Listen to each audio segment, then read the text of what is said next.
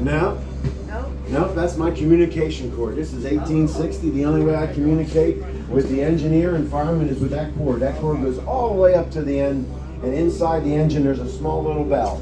Depending on how many times I pull that, we go forwards, backwards, or sideways. Now, if we go sideways, it's everybody on their own. I'm getting off the train. So, but yeah, when I ring that bell, he has to answer back with a steam whistle. So if I pull it 3 times, he has to answer back with 3 steam whistles.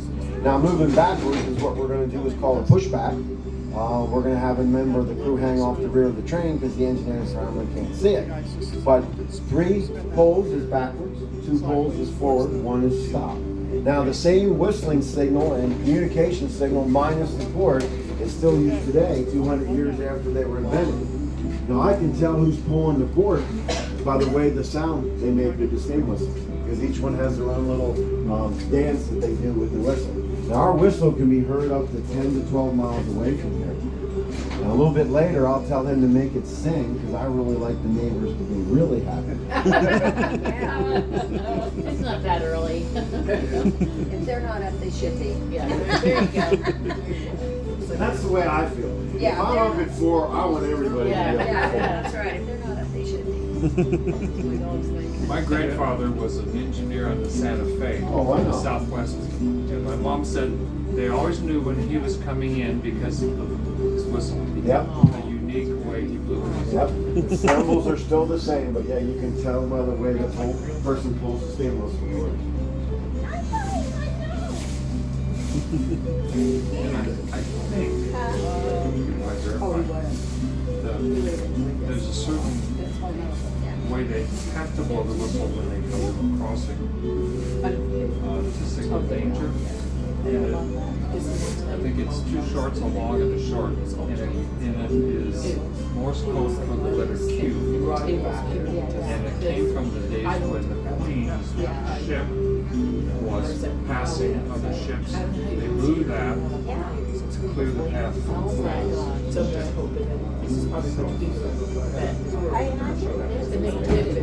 All right. Hey, I'm told by the rest of my crew that we're ready to go.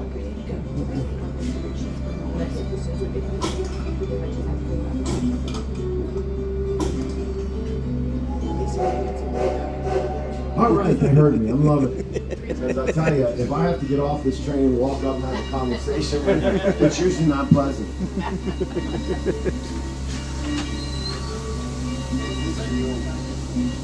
Did you know Boy Scout? I'll go get him.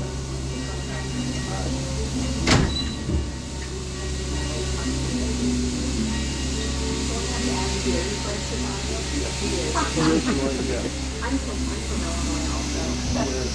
A little town called Paris. 3 hours south. Okay. Yeah, south on Route 1. Apparently never been on Route 1. No, probably. Yeah, but we're way south.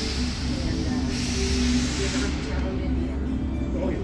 We're just across the state line. Yeah. Literally, that's how far south we are. Back in the days when they put a 55-mile-an-hour speed limit, that was my way going south, 41. Okay, oh yeah, 41, yeah. Yeah. But normally I would take on 65, 30 miles Yeah. south. I was thinking that you were farther north up on 36.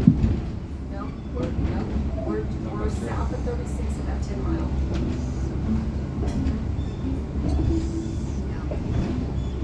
All right, ladies and gentlemen, we're on our way here. You're actually on the old right-of-way of the Pennsylvania Railroad. Before that, it was the Portsmouth, Mountjoy, and Lancaster Railroad. Pennsylvania Railroad didn't take over it until probably around the 1840s. But the reason we celebrate the Lincoln Funeral Train because the Lincoln Funeral Train came right up through on these very right-of-way on his way to Illinois. When he was assassinated. And when the Eagles bought this property, there's almost 300 acres here. The tracks weren't here, just the right of way. And they looked at Google Earth and they saw all these depressions going up through here and they had no idea what they were. And they did some investigation and found out it was the old Pennsylvania Railroad. I'm sorry, you guys from the area? Okay, you're pretty good, you're close now. So they put the tracks back in after Tierney, Mr. Abel's wife, had a dream about the Lincoln Funeral Train. So at the time, they didn't know there was anything in the funeral train anywhere. So they found it because of the charity you're help supporting today, called Brittany's Hope. The seller of the train sold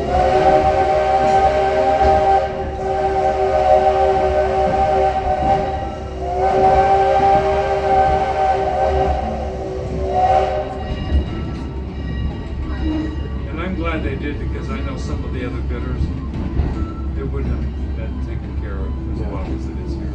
It's a labor of love for all of us. We get here early in the morning. On a morning like a fresh start like this, they get here about 3:30 in the morning and they start firing the engine up. We come in, we just spent the last 3 hours checking everything out for safety to make sure, again, we're a rural railroad, so there's all that. Yeah. I spent most of my life on the rails. Now, as you came through here, you saw boulders on both sides. Yeah, those are ironstone boulders. They're very heavy. They'll be there for 1,000 more years because they're too heavy to move. A lot of people in Elizabethtown have boulders in their basement. They dug the footers, came into a 20-foot boulder, couldn't move it, and they built the basement right around it. Yeah. Now, we're going backwards. Paul, we haven't seen yet. He's hiding from me. He's hanging off the rear of the train. I mean, literally hanging off the rear of the train. He has to flag all the crossings and make sure we're safe because the engineer can see. Now, I'm always asked, how do you choose who hangs off the rear of the train? Well, we draw straws in the morning. And Paul got the short straw. I'm always asked, too, do you ever get the short straw? And I say no. The reason being, I control the straw. Now, if you look to your left here, my left, you're going to see a brand new trestle. It's 400 and some feet long, about 12 foot high. The reason that trestle's there is because it's crossing wetlands. And if we had filled it in with fill and stones, it would have kept sinking. So we were able to take the footers down into the bedrock and put a wooden trestle there. That is the only wooden trestle east of the Mississippi River in existence today that's in use. The lumber was brought down in Seattle, Washington area, cut to size, brought here and put together like an erector set.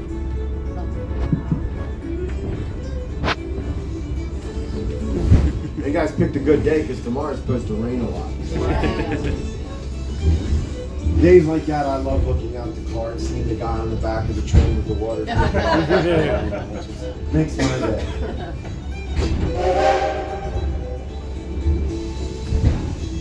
How many people been to the Star Barn before? Good. You know, it's like beautiful. We have another barn that's going to be erected called the Balmont Barn.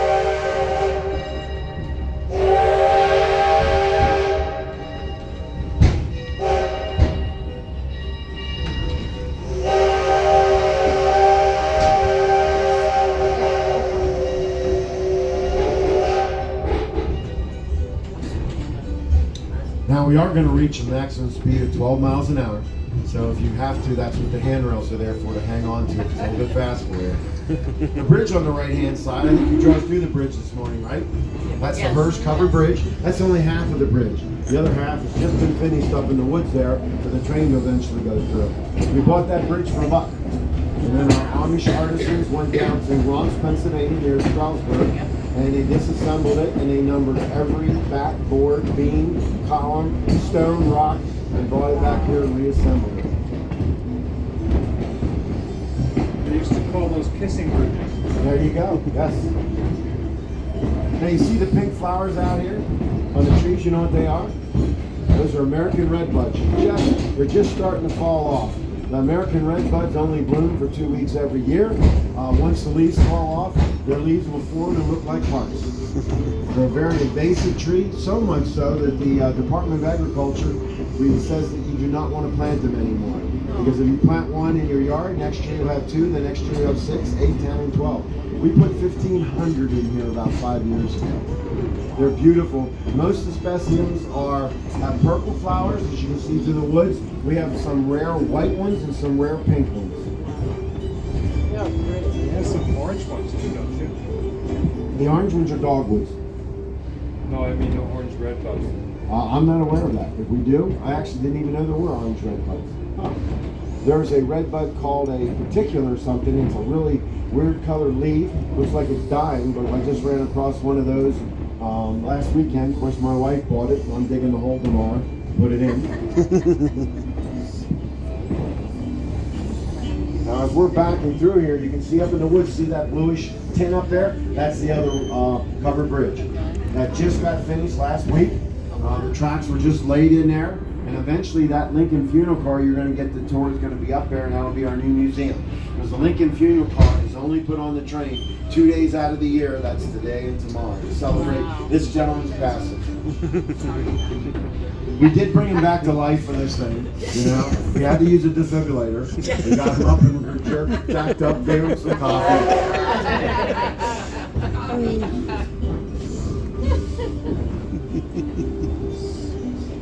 Getting ready to pull into our engine shed. It's about 300 feet long. The whole train fits in there. You're going to get a joy because it's decorated for Easter still. So on each side, you're going to see all kinds of decorations, and we're crossing Coyote Ridge right now. The reason it's called Coyote Ridge, for whatever reason, the coyotes come up and down this road all the time rather than go through the brush.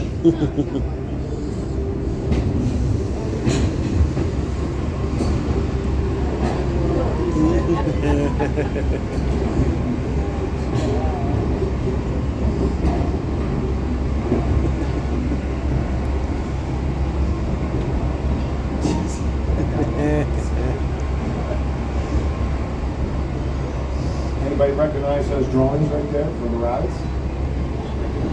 What's her name who drew those? Her name was Beatrice Potter. She did the famous Peter Rabbit books. You know, back in that time, women were degraded greatly. After she bought her second 11,000-acre farm, her father still thought she was a failure. Because she wasn't married yet. We're going to be here a few minutes, and then I'm going to turn the mic over to Mr. President Abraham Lincoln, and he's going to talk and give you a lot of information about himself. Starting now? Yes. Well, I wasn't actually going to talk about me, but I will say I have been portraying Lincoln for, I don't know, just Mike. Anyway, I've been portraying Lincoln for, this is my 50th year, so I've learned a ton of stuff. And I've occasionally given railroad programs. So I'll tell you a little bit about Lincoln. Lincoln was very enthusiastic about building railroads and signed the bill that commenced the beginning of the Transcontinental Railroad during the war. There was a bit of debate as to what the route should be. Beginning in the 1830s, they knew that we needed something that would go to the West Coast because of the territories that were out there. And some of the European nations, which were as close to our West Coast as Washington, D.C. is on the other end, some of them were establishing colonies there. And they were afraid that there would be war. And in those days, especially after the gold was discovered, it became rather iffy as to whether we could protect our western regions, because the only way to get supplies, if there were a war, and the original study that was commissioned by Congress said if a major maritime power, meaning England, decided to bring about a war, but Russia and France were also involved in the West Coast, there would be no way we could defend those territories, and that is our duty, because we would have had to send supplies down to Panama, and there was no canal yet, so they had to be offloaded, taken across the country, and reloaded. And by that time, and the real danger was the maritime power could be at any port along the way and attack our supplies that never get there. So the overland route was necessary. During Lincoln's administration, that became a reality because the studies had also said that the best way was to go through the South. Well, for at least 30 years before the Civil War, there were major concerns that the South was going to secede, which they eventually did. And then they would have the railroad that went to the gold mines in California. In fact, a lot of people don't realize that Lincoln signed the organic bill, the Arizona Organic Bill, to cut Arizona out of New Mexico territory, because the South was raiding all the travelers that were going south around the Rocky Mountains. If you're ever going to California, that's you're going Highway 20. So, but they did not want the railroad initially to go that way because they were afraid the South could take control of it. So it went through, and Lincoln was actually in Omaha, Nebraska, Council Bluffs, Iowa, right across the Missouri River from Omaha, Nebraska, and decided that was the best route because of a certain pass that was in the Rockies on the northern route. So when the Civil War began, that's when we could actually do it, because the South all left, and now we can pass the bills that the North wanted, and that was one of them. So the railroad began during Lincoln's administration. One of his goals was to eventually ride the Transcontinental Railroad all the way out to California and see the West Coast. He never got to see it. But railroading was very, beginning in the 1840s, Illinois wanted, transportation was very important for anywhere, not just to the West Coast. So if you had a farm in Podunk, Illinois, and had an excess of corn or wheat that you could sell, the problem was getting it to a market that could get into the Mississippi, that could get into the New Orleans was the big trade center. And Illinois, we got some Illinoisans here, so you know this, because of certain features geologically, it's like 6 foot or more of topsoil. It's wonderful farming, terrible for travel.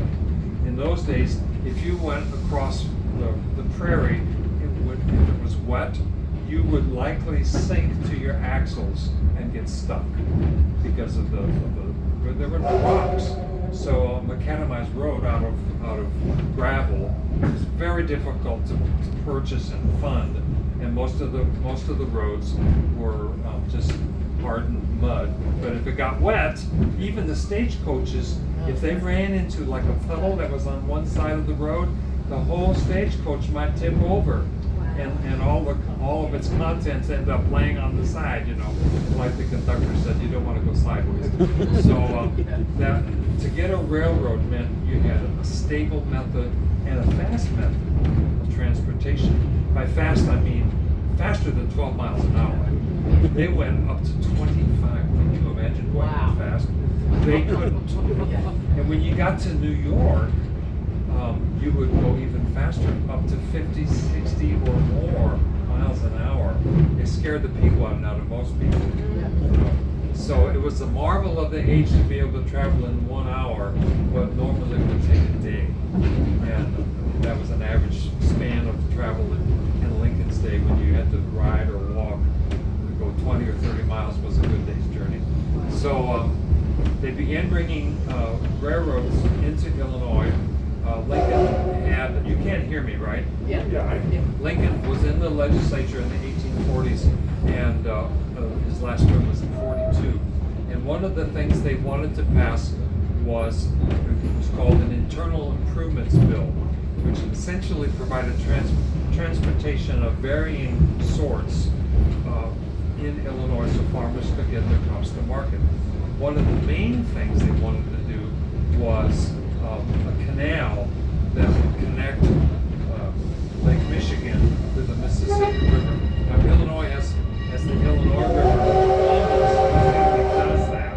So they really only needed the Illinois-Michigan Canal up in the Chicago area. But they had a number of other little towns that were farther out that wanted either canals or railroads. And then there was also the National Road, which we now know is it's still called the National Road. There's another name for it. So anyway, we're almost back here, and I'm not finished. So anyway, they brought in the first locomotive came from Illinois. It was used material, and the rails were all used, and so they weren't all good quality. They were scrap iron that went on wooden rails. And the problem with that is they had to be bolted into the wood. And after a few years' use, we're not quite back yet. After a few years' use, the heads of the bolts would wear off. And you could be riding along, and suddenly the strap iron on top of the wooden rails would spring up from the weight of the car, and it would come through the floorboards. In fact, when President Pierce was on his way to Washington, the first president that rode the rails on his way to his inauguration, that happened, and it came right up. They were sitting in a car just like this, and it pierced his son through and killed him. So it was a somewhat hazardous Wow. to ride the railroads. Also, many of the early seats were along the sides, and so the trains would start, and people would slide to the back of the car, and then when they braked, they would slide to the front of the car. So they eventually turned the seats like they have them now, you know. But the gentleman, well, We're thank you. talking. No, because you got the only group right here. These guys didn't know, but they got a special one-on-one with you. So, very tell special. everybody Very that Lincoln cool. raced from the dead and gave you see you. Yes. You're telling enough people that you'll be in a home all by yourself for a while. Tony did.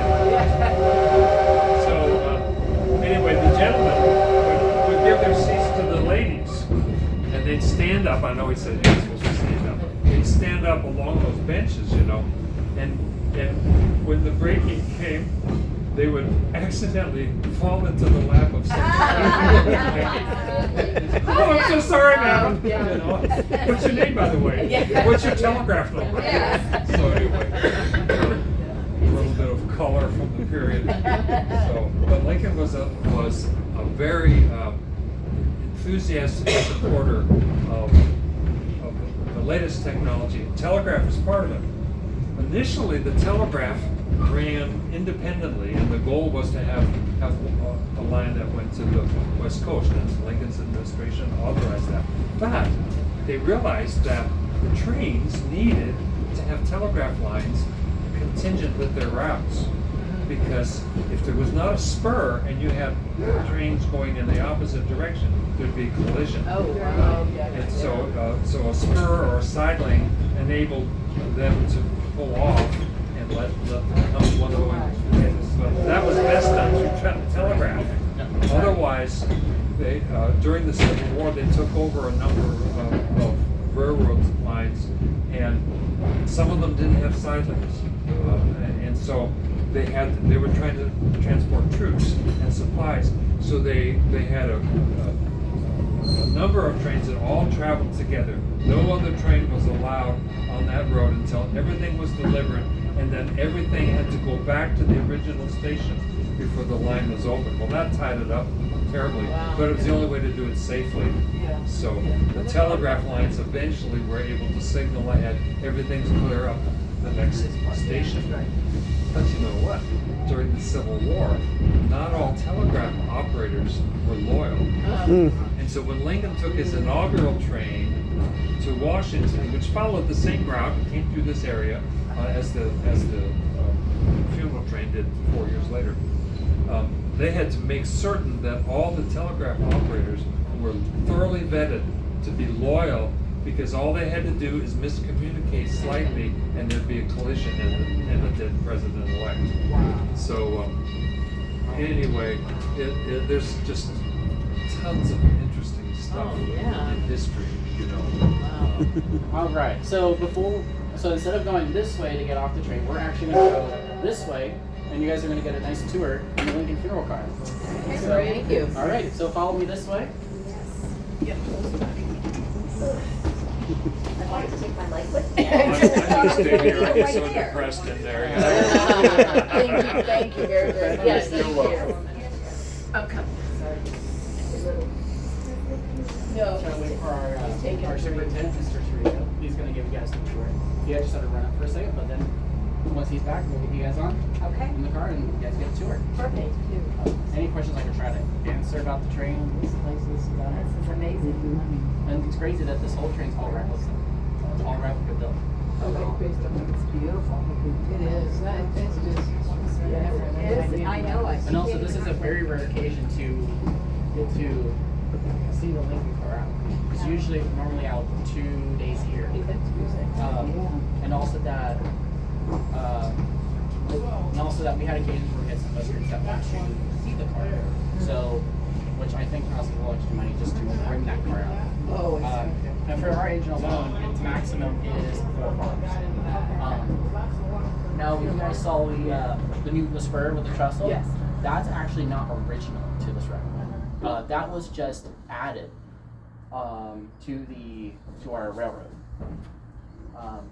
But usually on our normal day-to-day operations, we will, since that was just opened last year, we will actually go up on that section.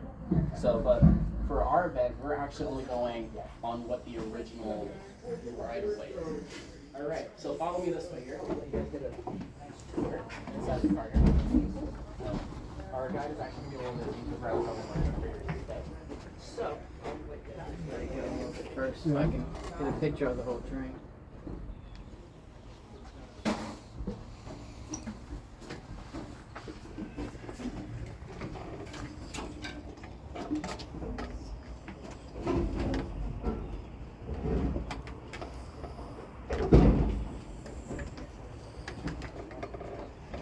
let me move this out of the way. We'll get that out of the way. Oh, that wasn't your day rate back then? That would have been the best invention of all. All right. Was the train car built? This car is actually the full replica. It was built by the same guy that built our coaches and our engine. His name's David Clokey. He has a facility out of Springfield, Illinois.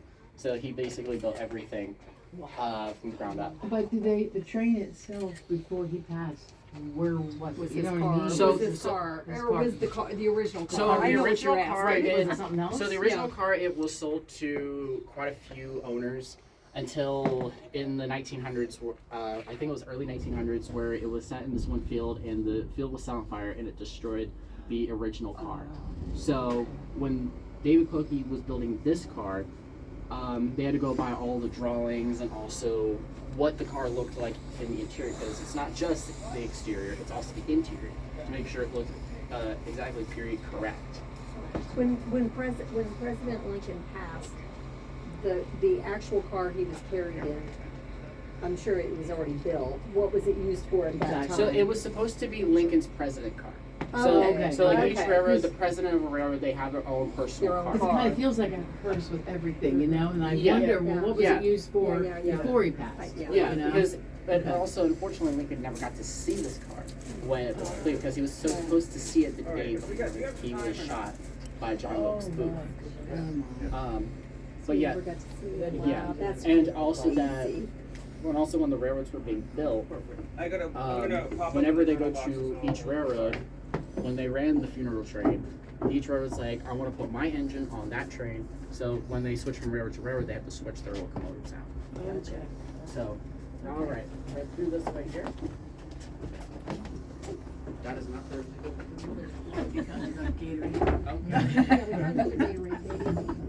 All right, so this is Lincoln's bedroom here.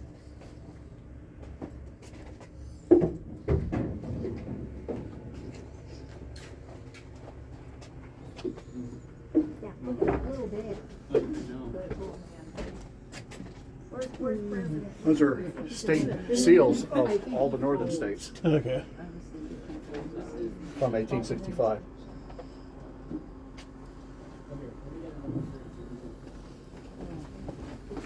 So when this car was, when the original Lincoln funeral car was built, it had two of these bedrooms.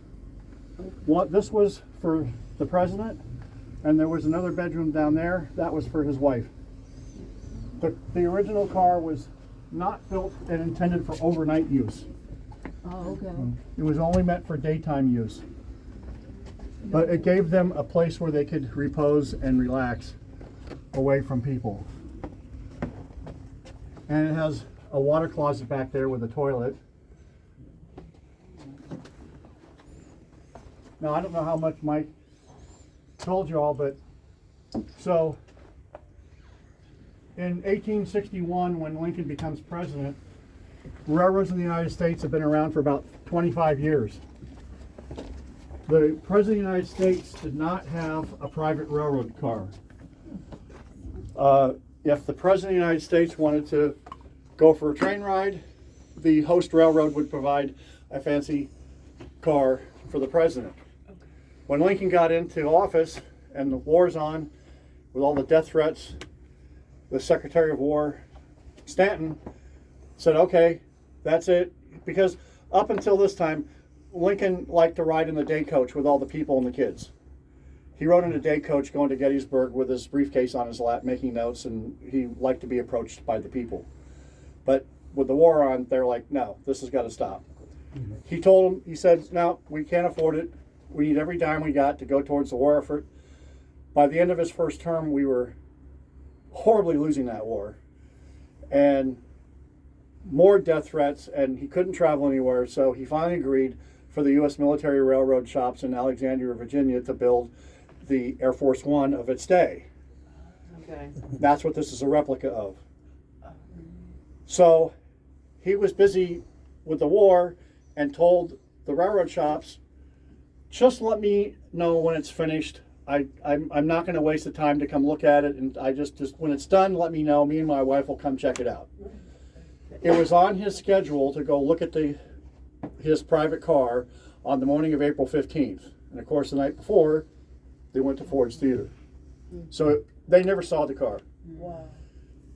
Mary Todd refused to look at it. So right after his death, Secretary Stanton came up with the concept of the Lincoln funeral train going 1,600 miles back to Philadelphia, or back to Springfield, Illinois. And so they took the bedroom that was right here out. This is an exact replica of his casket. The company that made his original casket in 1865 is still in business. So when Dave Clokey built this, he went to the same company, and they had the blueprints from when they built a coffin for the president in 1865. So this is exactly what a 6'4" man in his stocking feet would fit in. And the parlor up on the other side of the bedroom, they brought his son Willie. His son Willie had died 3 years earlier from typhoid. And so they disinterred him, but Mary Todd refused to ride in this car or on the train. She took another train to go to Springfield. Yeah, she was too bereaved and couldn't deal with it. And the back railing was such that they could pull that out, because when the train would stop at various big cities, they would haul his casket out, put it on, a horse-drawn hearse, and go through town and Really? take it to where he would lay in state for 24 hours, and they'd bring it back, put it on the train, and they'd continue. Do you know how many states did he do, or just through his? Well, Wherever they it's went the Yeah. it's Just curious. the New York Central went from New York City. It goes up to the water level route. Got it. What's that? Lake Erie. Is that what it is? Lake The Erie. gears, yeah. Up there to Chicago, and then from Chicago down to Springfield. And I didn't realize they made those stops. Yeah. Oh yeah, and the other interesting fact is that about 3.2 million people saw the funeral train along the route, Wow. which is a lot of people. Yeah. And the train traveled about 12 to 15 miles an hour. If they were in any populated areas, they would do about 10 miles an hour. So it wasn't a train whooshing by. It was slow so enough they everybody could pay their pay respects. respects. So. The other thing, there were no photographs made of the original car, and there's a few drawings, but there's just a lot of tons of photographs taken of the exterior, but not of the interior. There's lots of written descriptions of what the interior was, and the other thing besides the coffin that's extremely authentic is the carpet. So from when they built the original car, about a half a bolt of the carpet material was left over and had been preserved and lives to this day.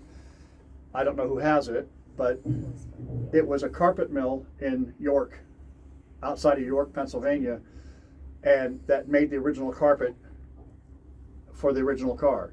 They're still in business today, and they actually have the loom in their little museum room that they made his carpet from.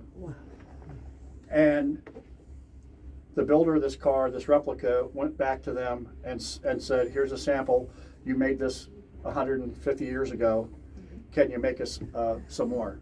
And they obliged. That is wonderful. Yeah.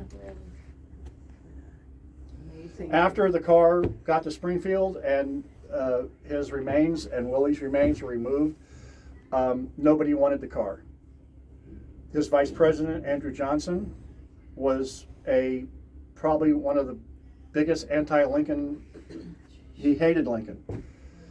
Lincoln chose a vice president that hated his guts, and Andrew Johnson was basically a Dixiecrat and did not want to do anything with Reconstruction, none of that. And his cabinet were all men that hated him. He, on purpose, picked Yeah. a cabinet and a vice president that he knew did not believe in him or his, and he did that specifically as a checks and balances on his, whatever he came up with that he wanted to do. But after his death, they just washed their hands. Lincoln was not, it wasn't until the 1920s when they built the Lincoln Memorial that there became a resurgence of the Lincoln story. Up until from the 1865 to the early 1920s, he was a footnote. The North hated him, the South hated him. Nobody, everybody in the North didn't want to spend a dime of public money for Reconstruction in that horrible place, the South. And that was what he was all into. And it took General Grant. One of the reasons why Grant ran to be president was because he was a dyed-in-the-wool, loved that guy. Grant ruined his reputation and ultimate popularity because he pushed through all of Lincoln's programs and plans and suffered for it. Grant died a broken man. Mark Twain, Samuel Clemens, lost a ton of money and spent the rest of his life working to pay it off, but he published, Grant's autobiography that nobody wanted.